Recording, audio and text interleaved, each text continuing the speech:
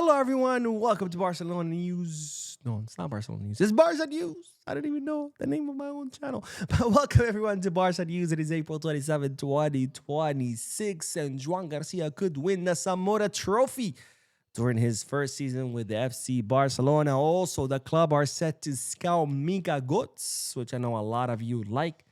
And finally, Deco suggesting the name of a young, promising Brazilian player. And I'm going to tell you who it is. We have a lot to discuss. So let's begin.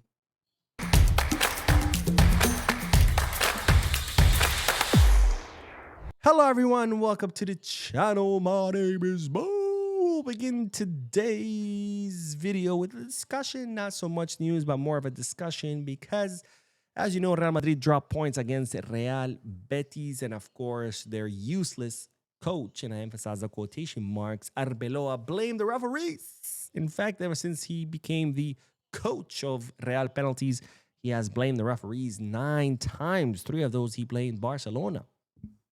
And the Negreira case. Because apparently, Negreira, who hasn't been hired by Barcelona since 2018, is still influencing the referee. But anyways, that made me think about the state of refereeing in La Liga. And of course, let's be real here. The reason Real Madrid are 11 points behind Barcelona is thanks to the referees. But that's because if it wasn't for the referees, Real Madrid would be probably 20, if not more, points behind Barcelona. Because after all, they've gotten so many controversial penalty kicks in their favor. In fact, Real Madrid is the team with the most penalty kicks in their favor in all of Europe. Not just in Spain, in all of Europe.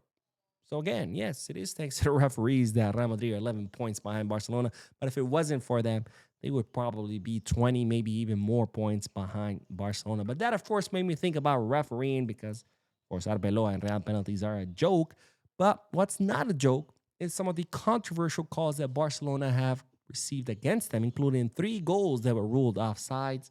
And, well, there's a pattern behind those 3 goals. It's starting, of course, with this one. This is the most recent one, Ferran Torres' goal against Celta Vigo. This would have been Barcelona's second goal that was ruled offside. If you look at this image, again, if you want to explain to me how this is offside, please do, because I don't see it. But that's not all. There's, of course, another controversial offside goal that was ruled against Barcelona, which was this one. Lamine Yamal against Real Sociedad, where supposedly Lamine Yamal's heel was offside.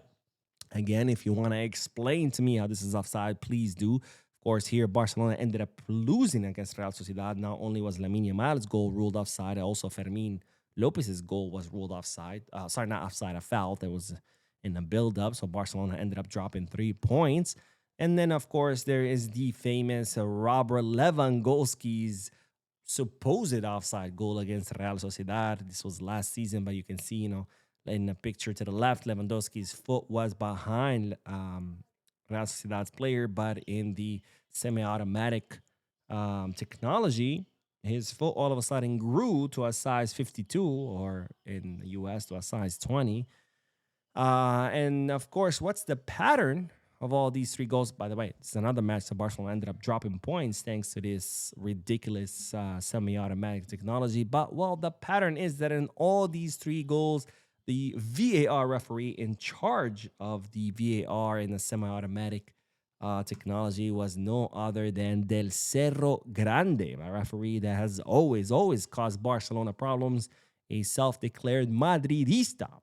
So my question to you is, those 3 offside goals, coincidence or more of a pattern?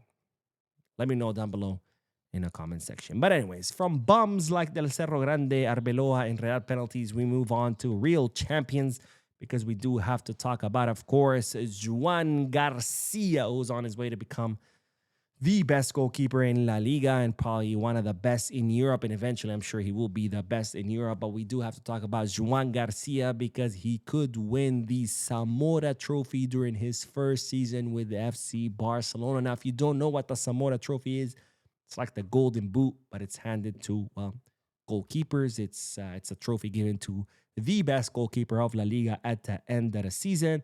And Joan Garcia could win that trophy during his first season with Barcelona. Now, Joan Garcia so far in La Liga has had 14 clean sheets, 17 if you count cup competitions. But of course, Zamora trophy is only based on La Liga, so we'll stick with 14 clean sheets during which, or during this season, sorry, during this La Liga season, Joan Garcia has allowed 19 goals in 27 matches. Now, this brings his average to a .70 average, which makes Joan Garcia the goalkeeper with the lowest goals against average in the entire Spanish league.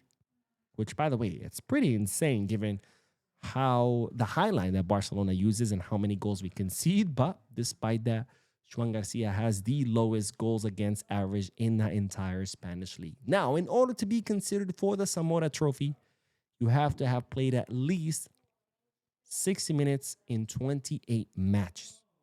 So far, Joan Garcia has only played in 27 matches. So right now, Joan Garcia is not being considered for the Zamora trophy. Now, if you say, Mo, why do you have to play at least 28 matches? Because, of course, it's to make it fair. Because can you imagine, for example, having Joan Garcia play that entire season, and then the last 10 seconds of the last match of the season, you bring in Wojciech Szczesny, he doesn't concede a goal. You're like, that's it. Wojciech Szczesny has conceded 0 goals all season. He needs to win the Zamora trophy. That, of course, would be pretty stupid. So this is why you need to play at least 60 minutes of 28 matches.